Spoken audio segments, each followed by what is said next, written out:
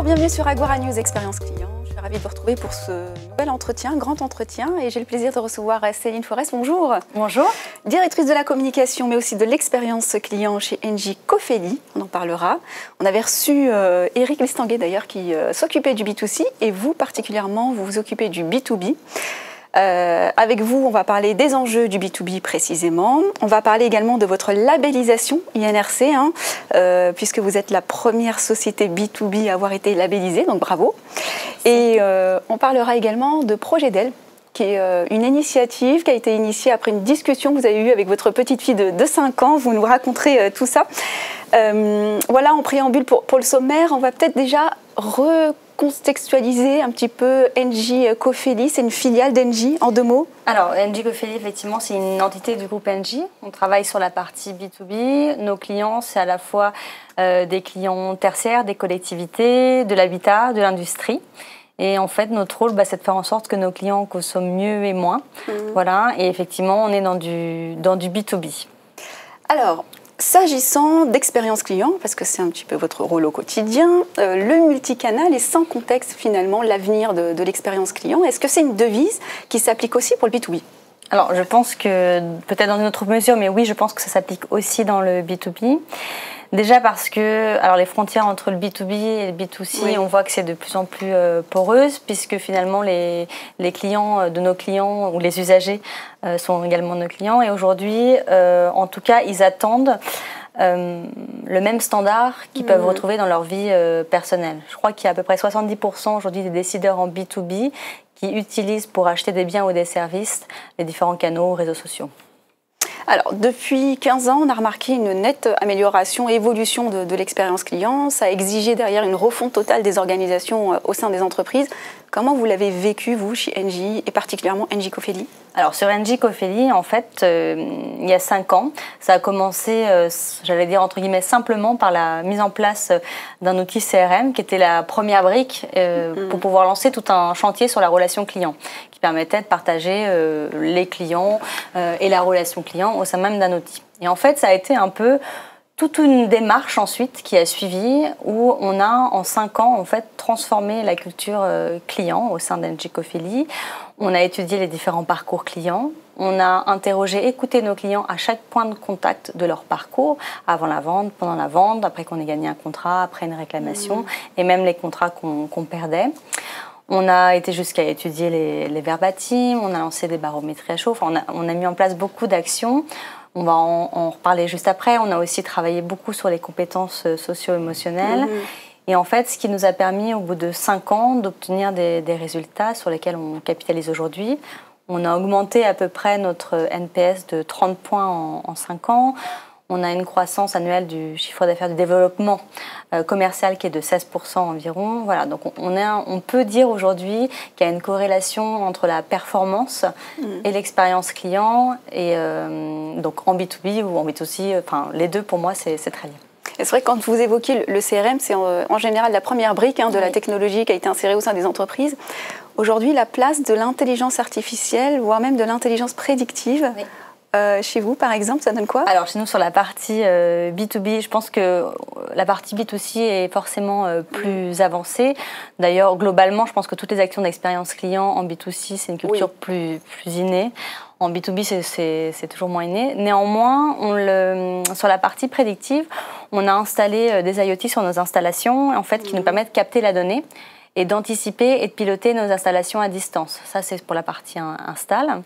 Et sur la partie satisfaction client, on commence à lancer des chantiers de réflexion et de faire des tests pour prédire l'insatisfaction de nos clients et anticiper aussi une réclamation qui pourrait arriver. Voilà.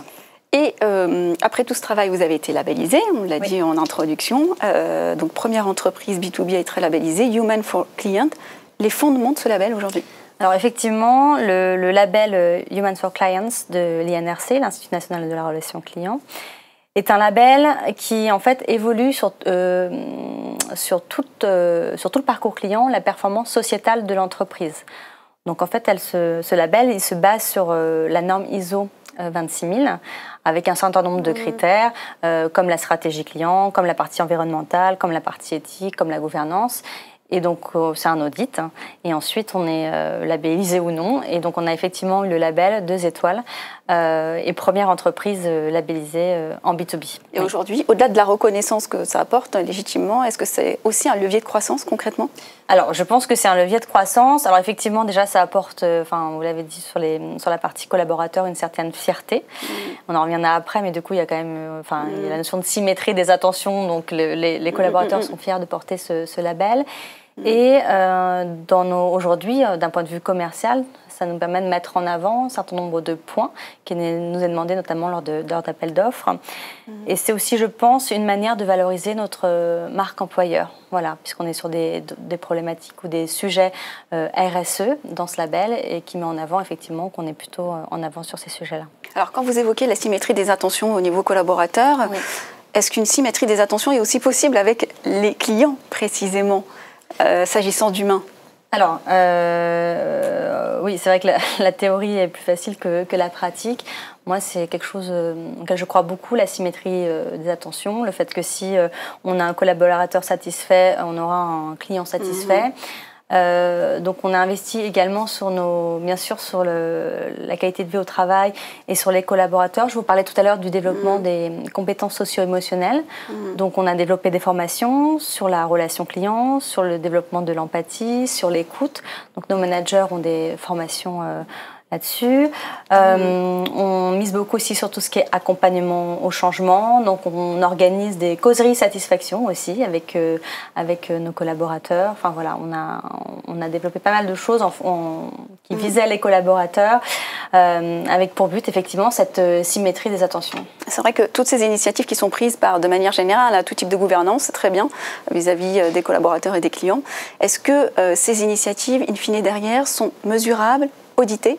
Alors oui, et d'ailleurs c'est un des points qui ressortait du label Humans for Clients, où on a mis en avant, ce label met en avant effectivement, notamment sur la partie sécurité, qui est un de nos points forts et en tout cas qui est vraiment une priorité chez nous, chez NJ Cofeli, la sécurité. Donc on est évidemment audité là-dessus. On a des indicateurs conçus au niveau du COMEX, voilà, au même titre que le NPS d'ailleurs. Et vous n'êtes pas uniquement directrice de la communication, vous êtes aussi une femme à part entière et vous avez mis en place une initiative en faveur des femmes qui s'appelle Histoire d'elle. Et pour la petite anecdote, ça a été soufflé par votre petite fille de 5 ans. Racontez-nous. En fait, effectivement, je lis un livre tous les soirs à mes enfants. Et un soir, je leur ai lu, donc j'ai un garçon et une fille, et j'ai lu un livre sur les grandes femmes qui avaient réussi, les femmes connues qui avaient réussi dans le monde. Et ma petite fille de 5 ans s'est étonnée en me disant « mais ça veut dire qu'il faut être connue pour sauver le monde ou comment je vais faire, moi qui veux juste être vétérinaire ?» Et en fait, derrière cette anecdote, ça m'a fait réfléchir. Je me suis dit, c'est vrai, après tout, elle a raison. Enfin, moi, dans mon travail, je rencontre des hommes et des femmes qui, à leur manière, changent leur environnement, ont un impact sur le monde au sens large. Et je me suis dit, j'avais envie de mettre en avant des femmes de l'entreprise et de montrer le côté un peu la part d'humanité qu'il y a dans chacune de ces femmes. Alors pourquoi les femmes? Parce qu'elles sont encore trop peu nombreuses dans nos métiers techniques, mais on aurait pu choisir aussi des hommes. Et effectivement, on a fait donc une trentaine de portraits de ces femmes en mettant, j'ai ramené le livre là, mais on a fait une trentaine de portraits avec effectivement ce qu'elles apportent, une interview avec ce qu'elles apportent au monde et puis un portrait. Voilà. On peut retrouver sur Internet. Voilà, on peut retrouver effectivement, on en a fait un site dédié, on peut retrouver toutes ces femmes sur Internet. Et au-delà de l'aspect anecdotique, quel impact cela a eu en interne, peut-être aussi en externe? Alors déjà, pour les femmes, elles étaient ravies et vraiment, elles ont montré leur engagement. C'est un projet qui a bien marché, qui a aussi bien marché sur les réseaux. Ça a permis de développer aussi la marque employeur.